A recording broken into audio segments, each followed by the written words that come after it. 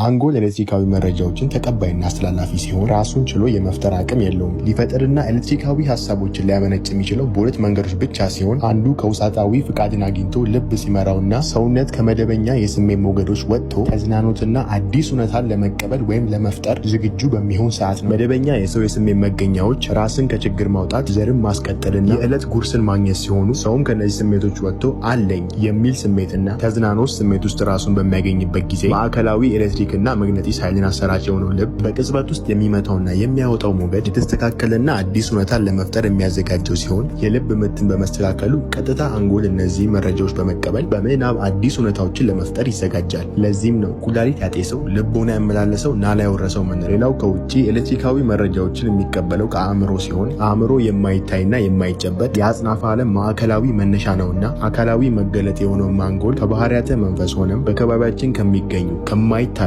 ኳንተም መስክ አእምሮ የሚልከውን መረጃዎች ቀጥታ በአንጎል ላይ ይቀመጣሉ። በዚህም ምክንያት አንጎል መረጃ ተቀባይና ፈጣሪም ነው።